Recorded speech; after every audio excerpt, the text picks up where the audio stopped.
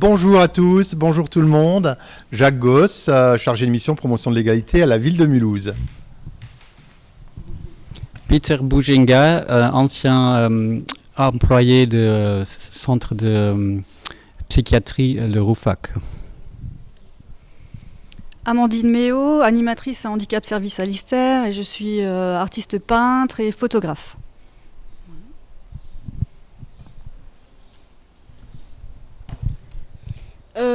Laure Dobler, j'écris des contes et je fais des tableaux. Brigitte Bourdon, plasticienne. Eh ben, je suis ravi de me retrouver avec vous pour discuter assez librement dans cette exposition qui est exceptionnelle et magnifique, qui s'appelle Le Voyage. Et puis je voulais vous dire deux mots d'abord pour introduire notre discussion. En 2019, le thème du village était frontières. Il invitait à explorer un espace personnel, intime, intérieur d'un territoire, mais aussi ses dépassements. En 2021, l'exposition s'intitule Le Voyage. Le mot évoque pour moi le transport, le sud, les parfums, la garrigue, la mer, l'été, une parenthèse de vie nouvelle, différente. Dans le voyage, on peut parcourir de longues distances, mais on peut aussi explorer son jardin intérieur. Je connais des voyages immobiles lors desquels je peux explorer pour mieux les connaître des territoires connus. Chacun dans sa vie a fait des voyages qui l'ont marqué parce qu'il a découvert un paysage nouveau. Le voyage est un mouvement qui relie intimement et singulièrement nos frontières intérieures et leurs dépassements. Les œuvres exposées témoignent d'inspirations diverses et de la volonté de les partager. Il y a ici, je crois, plus d'une 60aine d'artistes qui ont exposé. J'ai été particulièrement ému par les créations de Consuela, c'est celles qu'on trouve là-bas, qui sont accrochées. Consuela qui dessine avec du fil à broder. Le portrait d'une femme riche exprime une forme d'élégance naturelle. Elle utilise la même technique d'expression que d'autres femmes. Véronique Arnold, artiste mulhousienne depuis longtemps déjà, expose essentiellement des œuvres composées à la machine à coudre. Le voyage relie le souvenir au temps présent et aux gens. Et vous, quel voyage vous inspire ? Oui, pour rebondir un petit peu sur l'œuvre de Consuelo, parce que moi j'utilise aussi le fil depuis de nombreuses années. Et j'ai fait, il y a quelques temps, il y a même des grandes cartes, ça me fait penser aux travaux qu'il y a là-bas aussi, des cartes de géographie dont le fil était le chemin, et où j'ai beaucoup écrit aussi, mais moi j'utilise plus la machine à coudre que la main, mais j'ai fait les deux, voilà. Et c'est vrai que c'est tout un voyage, tout un parcours. C'est un fil qui se déroule et qui relie les choses entre eux. Et c'est vrai que récemment, j'ai travaillé avec des choses que j'ai trouvées dans la rue. Donc c'est aussi un voyage dans les rues de Mulhouse, dans les parcs. Et j'en ai fait des pinceaux. Donc c'était un moyen de fabriquer un outil avec lequel je peins. Voilà, je vous montrerai. Est-ce que tu as retrouvé? Oui, j'ai retrouvé des tableaux que j'ai faits. Ouais. Parce que souvent, je pensais beaucoup à la maman de papa qui est partie dans le domaine de l'éternité. Et cette année, je me suis dit, le conte que je vais écrire pour le mois du cerveau, ça va parler justement des domaines de l'éternité. De ici, ce qu'on fait ici sur Terre, et qu'est-ce qu'on fait quand on arrive en haut. Donc le voyage entre chez nous et les domaines de l'éternité.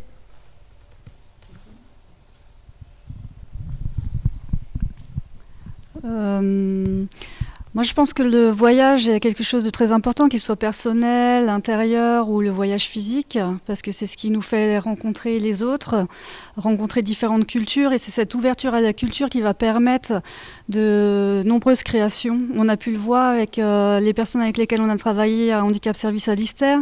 Il y a eu des personnes qui viennent, une personne qui vient d'Afghanistan, une autre qui vient de Turquie, et les rencontres entre tous en fait a permis vraiment de provoquer des échanges et une réelle création artistique en fait aboutie et réfléchie, et en même temps irréfléchie, parce que en fait tout le monde s'est tellement investi et imprégné l'un de l'autre que enfin voilà, ça a donné vraiment des belles choses. Et voilà, le voyage, il permet ça, il permet vraiment une ouverture et une ouverture à l'autre qui est vraiment très fondamentale dans notre monde, je trouve, hein, surtout actuellement. Voilà, si quelqu'un d'autre veut parler.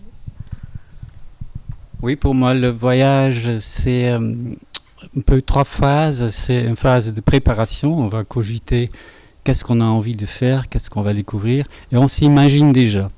Après, on va faire le voyage, et ce qui est super agréable, c'est qu'on tombe toujours sur des imprévus, ce qui rend le moment très agréable, mais aussi les souvenirs, parce que je crois que c'est les imprévus qu'on garde mieux en mémoire que ce qu'on avait prévu avant le voyage. Et la troisième phase, c'est les souvenirs, justement.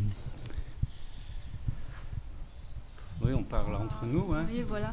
Moi, je rebondis sur le souvenir parce que les personnes accueillies dans notre structure ont fait des AVC, des traumas crâniens, et ont vraiment des problématiques par rapport justement à ce souvenir.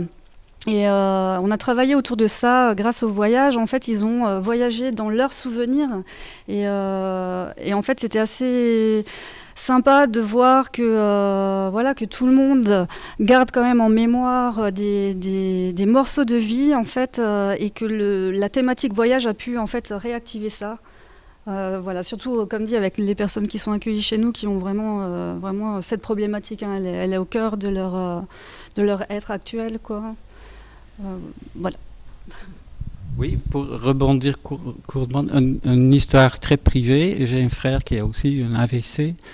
Et je parle de 3 phases parce que quand je lui propose, là, maintenant il est en très mauvais état, mais il y a un an il bougeait bien. Mais quand je lui proposais d'aller faire un tour, il dit non, je ne veux pas. Je l'ai forcé un peu, et une fois sorti et arrivé à une destination, il était très très content d'y être.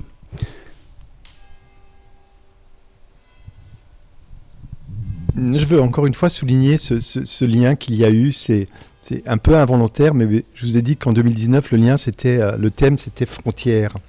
Et cette année, c'est voyages. Je ne sais pas comment le collectif a choisi ce thème. Il y en avait 2-3 qui étaient un peu sur la table, et très rapidement, le voyage a pris le dessus. Enfin, c'était devenu comme une évidence. Et quand je repense à toute l'histoire de ce projet du village, de ces expositions qui ont eu lieu dans différents lieux, mais plus récemment dans cette salle-là, les frontières et le voyage sont intimement reliés l'un à l'autre, quoi. Enfin, il y a quelque chose qui fonctionne très bien entre cette question de la frontière intérieure, du dépassement, et aussi la question du voyage, du déplacement. Et on retrouve tout ça ici. Et ce qui m'étonne aussi particulièrement dans ce lieu et dans cette exposition, c'est ce que collectivement, on arrive à créer ensemble, quoi, hein. Enfin, il y a une diversité de façons de voyager, rien qu'en se promenant dans cette exposition. Et c'est finalement un vrai cadeau qui nous est fait à tous, que de pouvoir voir les œuvres des uns et des autres rassemblées ici, quoi.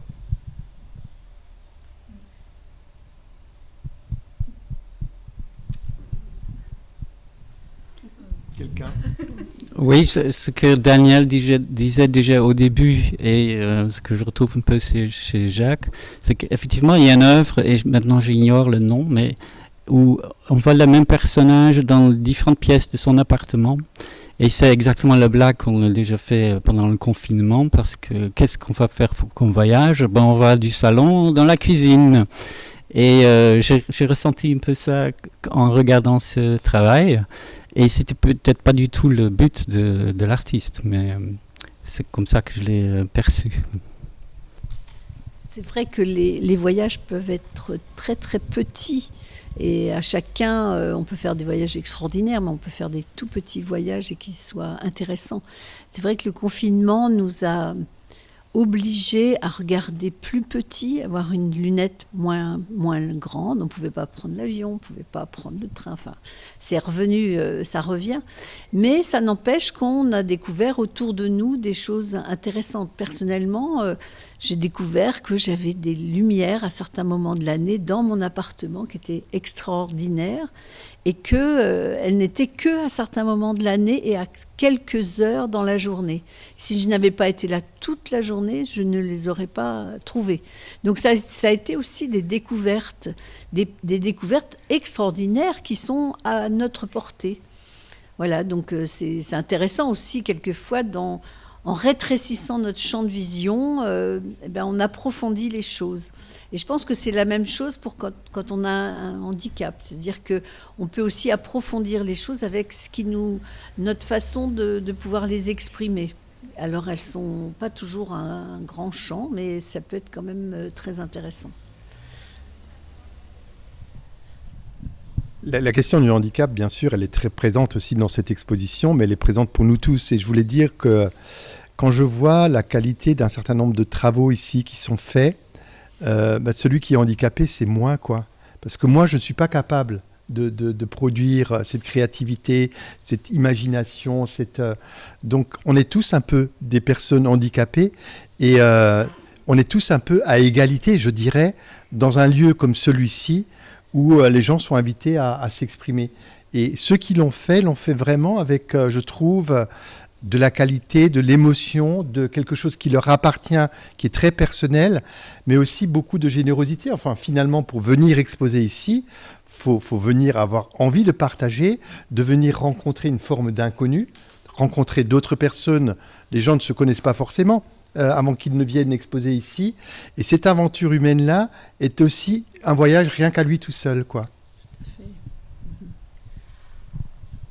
Je veux juste rebondir parce que l'art et la culture en général, par le confinement, on a vu qu'elle a été un peu malmenée, mais que ce soit pour une personne en situation de handicap, une personne qui n'est pas en situation de handicap, ce sont vraiment des éléments clés de notre vie et de notre fonctionnement d'humain.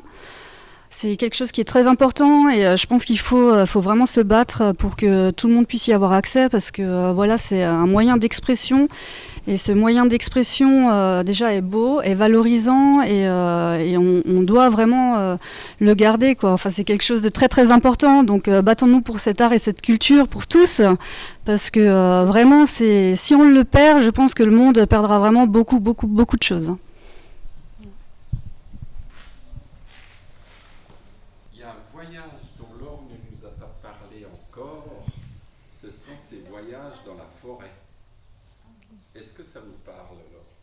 Ah oui, alors ça c'est quelque chose que, comment dire, oui, c'est que moi me balader en forêt, ça me fait justement oublier le mal de tête, l'handicap, ça me fait voyager dans un univers autre que l'handicap. Écouter le chant des oiseaux, voir plein de couleurs d'un arbre, ça fait complètement oublier le mode de se renfermer dans l'handicap. Voilà pourquoi moi des fois avec Alice et Évasion justement aller me balader de temps en temps en forêt à côté, j'aime bien parce que voilà, comme dit, voir des couleurs d'arbres, orange, jaune, vert, toutes les couleurs qu'on peut imaginer, ça fait complètement voir la vie autrement qu'on a l'intention de voir comme quelqu'un qui n'est pas handicapé.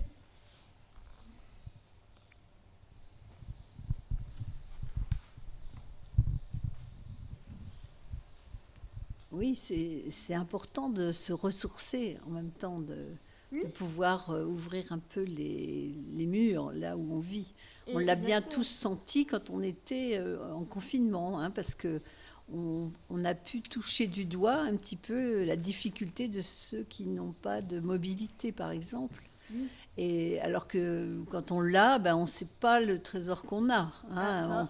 On peut aller dans la forêt très rapidement.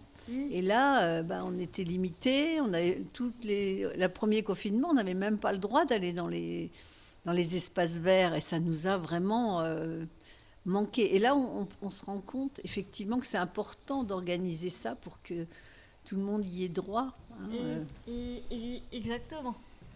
Voilà. On a touché du doigt la difficulté. Et les gens se révoltent, mais j'espère que les patients à l'intérieur trouvent quand même une sérénité à vivre avec un handicap.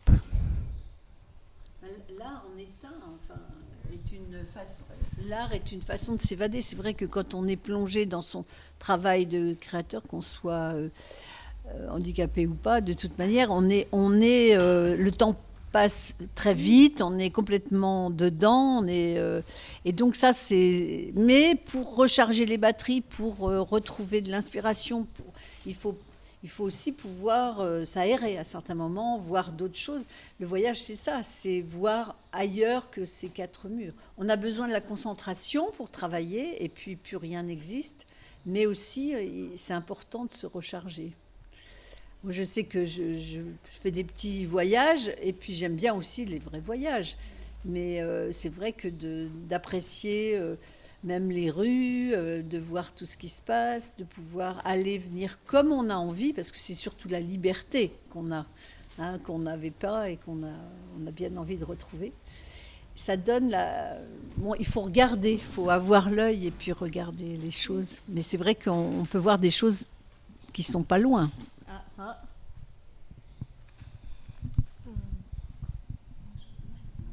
En fait, du coup, le voyage, ça permet. En fait, c'est un déplacement. C'est un déplacement d'un endroit à un autre, d'une région à une autre, aussi d'un état à un autre. Et je pense que la thématique de cette année a vraiment su parler un peu à tous, parce que en fait, au final, on est toujours en train de voyager. Voilà, il y a des gens qui vont voyager pour partir d'un pays parce que c'est un peu la misère ou la guerre. Il y a des gens qui vont voyager parce qu'ils ont envie de partir et de voir autre chose.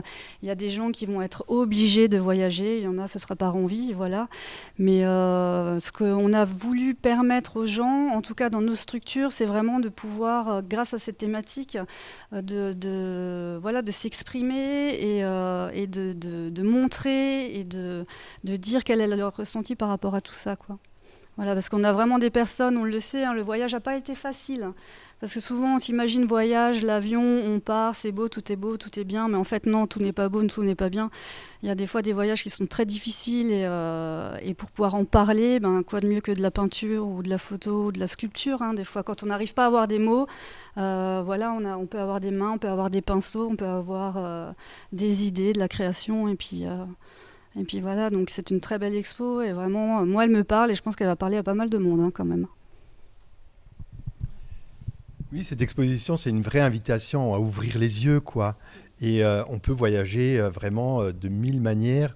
Et en étant attentif à ce qui nous entoure, on peut aussi enrichir sa vie, quoi, hein. Et c'est le message que nous donnent un peu tous ces artistes qui ont exposé ici, parce qu'ils ont chacun une vision de ce qu'ils avaient envie d'exprimer. Et ils nous invitent vraiment à élargir notre univers. Et ça, c'est très bien. Je voulais aussi rebondir sur ce que tu disais tout à l'heure, c'est que dans tous les gens qui ont participé à la construction de cette exposition, on a vraiment senti qu'il y avait une volonté de préserver cette dynamique collective, parce que c'est bien d'aller dans les lieux de l'exposition classique et traditionnelle, mais c'est aussi bien que des personnes avec leurs différences puissent s'exprimer eux aussi et trouver un espace et une qualité d'exposition telle qu'on a pu la retrouver ici. Ça participe à faire société, à être ensemble. Et de temps en temps, j'ai vu la vidéo que Laure a fait avec Daniel, et quand je vois ses yeux pétiller parce qu'elle a l'occasion de s'exprimer sur ce qu'elle vit intérieurement et intimement, et voilà, moi ça m'élargit la vie, hein. Ça suffit au bonheur d'un jour, quoi, hein.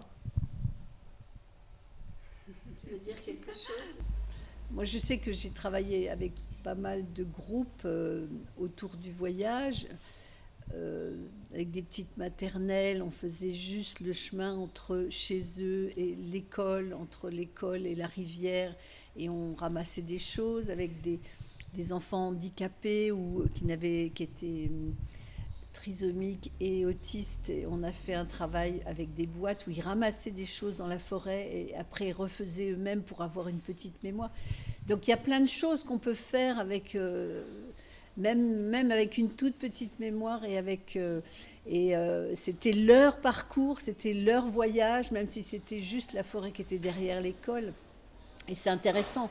Là, à partir du moment où on prend des petits éléments, qu'on les ramène et qu'on en fait des choses avec, ça devient quelque chose de personnel, qui marque comme des petites pierres blanches le parcours qu'on a fait artistiquement avec eux.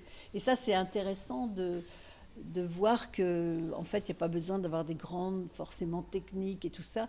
Mais à partir du moment où on trace un chemin avec eux, en tant que plasticien, moi j'ai fait beaucoup d'ateliers et c'est vrai des expériences de voyage, j'en ai eu beaucoup, des toutes petites comme ça, des grandes avec un collège dans la banlieue de Metz, par exemple, qu'on a emmené faire du théâtre à Épidore. On a carrément joué dans l'amphithéâtre et les enfants n'étaient jamais sortis de leur banlieue. Quand ils sont arrivés là-bas, ils ont été étonnés qu'on parle une autre langue. Et quand ils sont rentrés, quelque chose qui m'a vraiment frappée, c'était, bon, évidemment, ils n'avaient jamais pris l'avion, ils n'avaient jamais pris tout ça, c'était formidable. Et en rentrant, on est arrivé à Roissy, on est rentré. Et quand on est arrivé sur le parking du collège, ils ont dit, on est rentré chez nous. Mais pas avant. Hein. Donc le voyage, il était déjà dès qu'ils étaient partis. Donc toutes ces petites choses-là, ça fait qu'on peut marquer... c'est important, on ne se rend pas trop compte parce qu'on a l'habitude de voyager, mais quelquefois juste sortir de son petit univers, c'est déjà un grand pas pour certains enfants, pour certains adultes, et pour certains adultes aussi, parce qu'effectivement, il y a des gens qui ne bougent pas du tout. Hein. Et bon, ils regardent le petit écran, ils voient plein de choses, mais ce n'est pas pour autant qu'ils sortent de leur quartier ou qu'ils sortent d'ouvrir l'esprit. Les enfants n'imaginaient pas qu'on parlait grec en Grèce, par exemple. C'était quelque chose...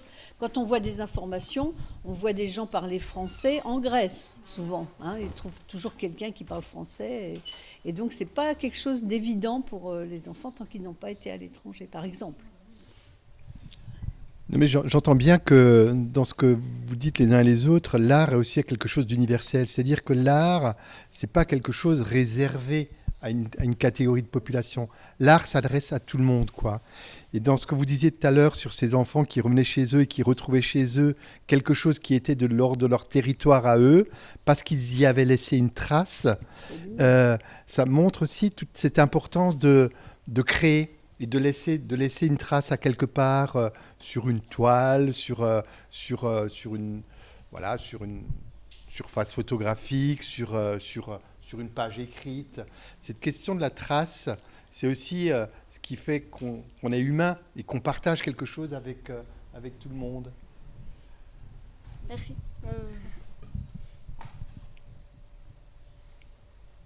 Qu'est-ce que je peux encore dire? Moi, j'ai plus rien à dire. Peut-être rappeler, Laure, que ça fait quand même la 3e année maintenant que tu participes à l'exposition Le Village à travers différentes formes. Donc cette année, tu as exposé des peintures, mais les autres années, tu as créé un conte. Les contes. Parce que le premier, c'était il y a longtemps, ça. Oui, il y a 3 ou 4 ans, hein, je crois. 5 ans déjà, 5 ans, me dit Isabelle.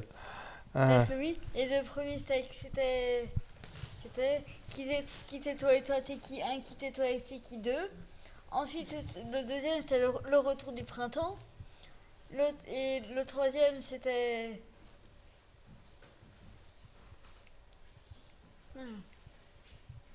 Le troisième, je sais plus. Isabelle, elle souffle là-bas. Quoi? Je n'entends pas. 4. écrit 4. Ouais, mais les 2 premiers de quitter toi, et toi, t'es qui, ok. Ça s'en fait 2. Ça, on a fait 2 fois. Ensuite, le retour du printemps.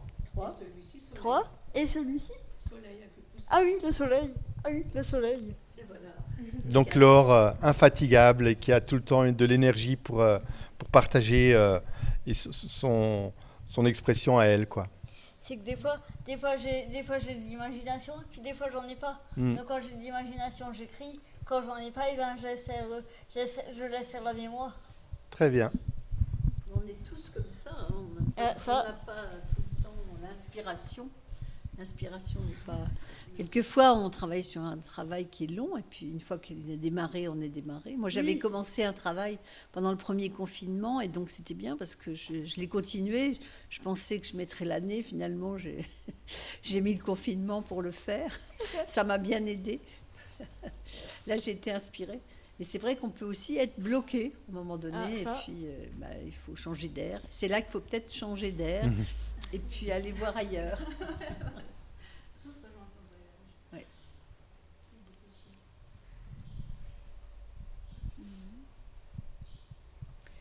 Oh, c'est bon. On peut dire qu'on s'est tout dit, qu'il y a de quoi faire un petit montage avec tout ce qu'on a partagé. Hein ? Eh ben, merci Brigitte, merci Laure, merci Amandine, merci Peter, merci à vous tous et merci à tous ceux qui ont créé cette exposition et qui nous permettent de nous retrouver. Au revoir, merci. Au revoir. Et puis venez tous voir l'expo. Et maintenant je descends. Ok.